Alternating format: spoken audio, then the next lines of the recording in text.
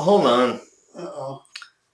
Would you say something, Mark? Testing, 1, 2, testing. Yeah, no. Your You thing is it. all... Oh, you know what? Your microphone's all the way down. Yeah, your thing is all scratchy and... You gotta The mic has to be out of there. I did. No, it was inside your shirt. It fell. You gotta get it outside your shirt. George, this is good stuff. Show him how you did your thing. Can you please, by the way, he's a director and cannot figure out a microphone, how to plug in a microphone. Well, that's because I usually have people do it for me.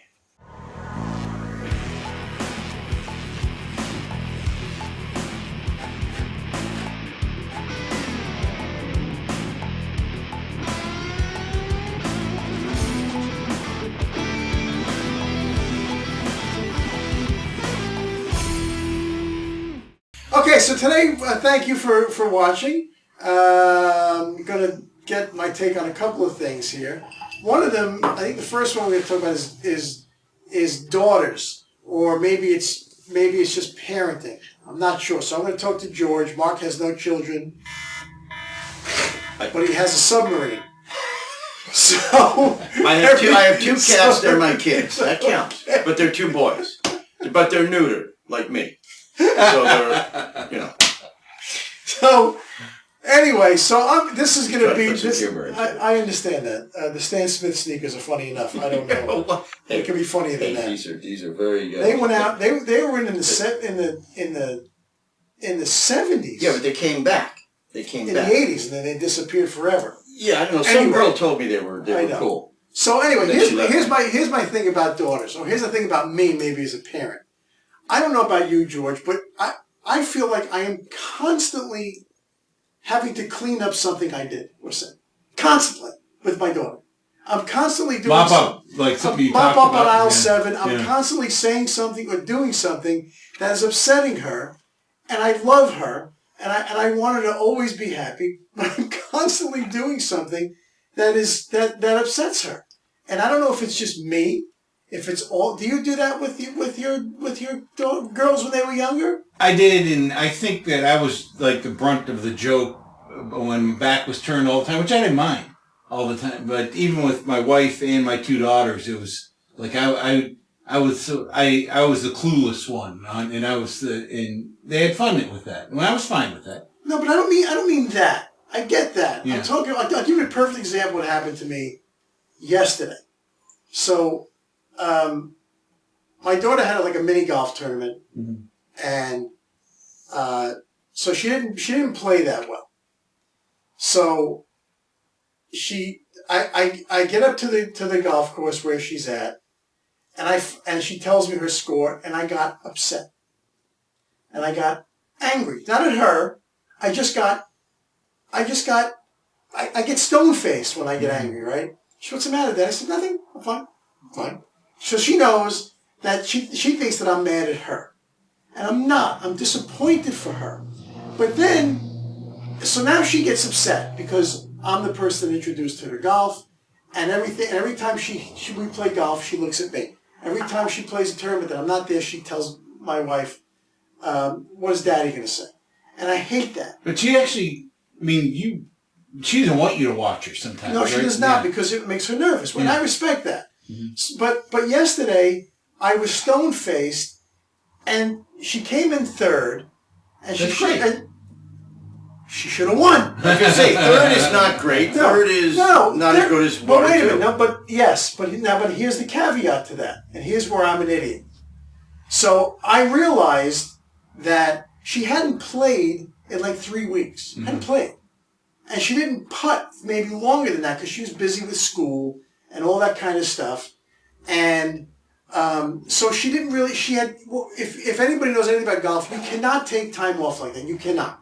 You get out of rhythm, you get out of sync, and you're done. But to shoot the score that she scored and not have played for 3 weeks was amazing.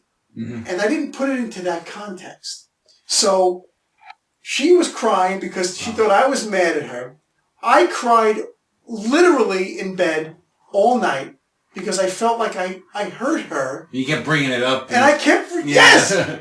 Trying to fix it. Yes! Just made it worse. I clean up on aisle 7. I said, Bailey, I just want you to know that I am sorry. Daddy made a mistake. Mm-hmm. I let you down.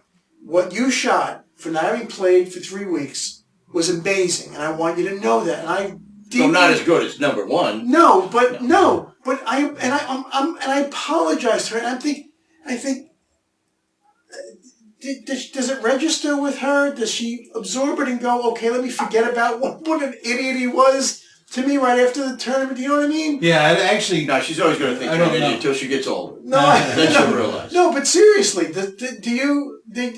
I'm constantly cleaning up after myself and my daughter. I think when I would do that, and I still do that it just makes I'm less cool and unhip, and I think that I'm trying to fix it, and it just like let it go type of thing with my daughter. Okay, because when she got home, I talked to her about 20 minutes about it. Mm-hmm. And then last night before she went to bed, I talked to her. So you keep reminding her. Yes. Yes. And I want to pull it all back. And this morning driving her to school, I thought, okay, don't bring it up again. Don't bring it up again, please. And then she brought it up. And I went, okay, perfect opportunity. So anyway, I started talking to her again about it. And then I have to go pick her up for school and go, hey, don't bring it up again. Just don't bring it up again. And I'm constantly, I feel like I'm constantly doing that because every night I go to bed, I think to myself, how did I screw up my kid's life today?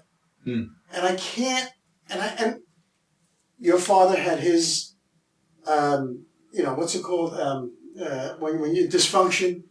My father had his, your father had, you said your father was actually a very sweet man. Like Warren Cleveland. My father had his dysfunctions, which are in me. So, and I remember, I do things just like my dad does when I do something that he didn't approve of. Mm-hmm. And I try to break it. And sometimes I can't. And I think it's horrible. But I do the best I can.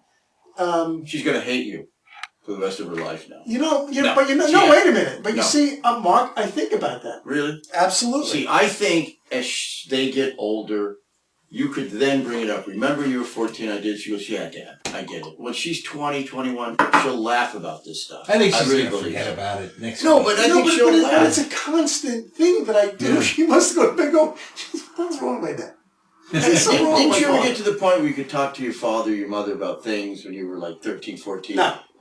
You couldn't? No. See, and then they would laugh about it and go, yeah, that was... No. Oh. Not in my house. You didn't grow up with the Italians. No. I grew up in the Woodland Hills. You were never wrong. My father was never wrong. Oh. My mother was wrong once in a while.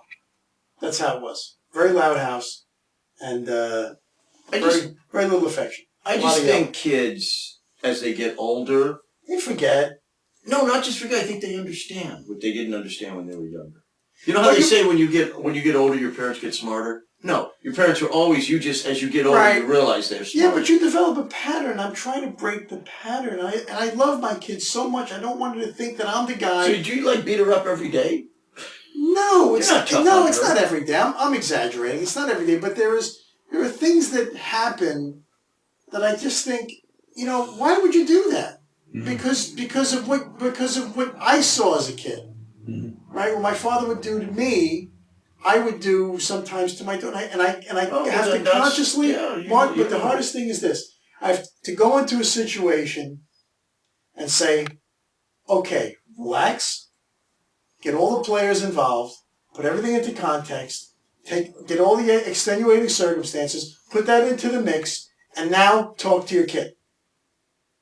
And it's impossible because, like I said, she didn't play. She hit the ball great. Didn't putt well because she hasn't putted in forever.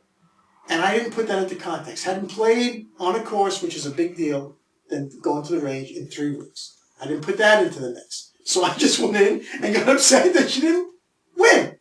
But you can't always win. You see how screwed up I am? But you don't seem like you're a taskmaster. You don't seem like you want her to be first in everything. Or are you very you want your kid to be first? I'm super competitive. So is she. Oh, then that's where you put her. But I want her to be first in everything. I know she can't. But it's important to her. She's got to be first to school. She's got to be first in swim. So you created a little mini you. Or you are creating. Okay, now that's an interesting conversation then. Is she emulating or imitating me, or is that who she is? I think that's who she is from watching her and getting to know her. I think that's who she is. No, but I think environment and upbringing is everything. If Dad wants you to be number one, You want to please your dad, so you want to be number one. And I think it's a combination. Because you really, kids are nurture before nature, right? To some degree. So the question is, does your child, you would know, become you, a version of you, or themselves? Or is it both? Or is it, you know what I'm asking? Or do they you? become the opposite because they hate what you're doing? You know, Or maybe. I don't know. Yeah, I'm being sincere. When they might, I think it's a combo of nature and nurture, but I can tell you when my children were born and the moment I saw them and I looked in their eyes, I saw who they were. I think you're largely born with much of what So you saw that they were going to totally hate you at 22. No, I saw that they were like an individual person. Well, it's all there. Soul. But do you see yourself in them when you talk to them or when they do something? I do. I actually do, and I actually wonder if sometimes the way nature works is even your children resemble you because you want to, you need to take care of them, and you have to default to liking them. So I wonder I get that. Nature made it that way so that you actually are prone to liking them. But the wrap on that is that the child usually starts looking like the dad because the dad is the less important guy in the relationship in the situation in the beginning, right? Because it's all maternal in the beginning. You're right, but I have one of my 4 kids that is the image of me in the way he looks to me. And not that we can find. That's the one in jail. Do they act like you? Do they have a temper like you? Do they do the things?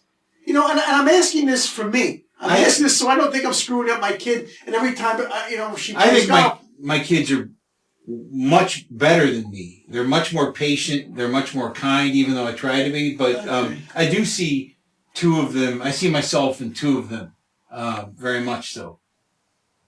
But I have to say this only because it's actually true, but I married, to me, the most beautiful woman I'd ever seen, and that's until she had daughters. My daughters, to me, when they were born, I actually remember being in the delivery room and going, oh my God, I have a daughter, when my oldest daughter was born. It was actually, shocking. I knew I was having a daughter, but until she was born, I was like, oh my God, I have a daughter. And then I felt like I was worried. I have a daughter. I have a daughter.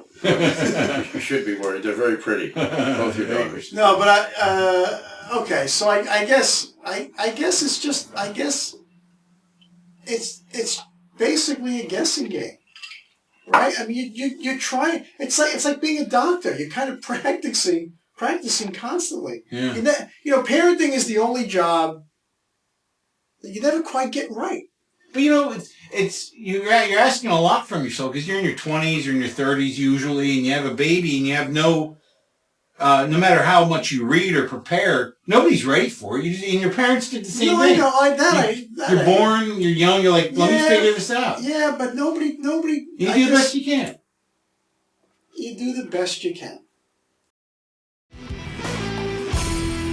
See up my nose with the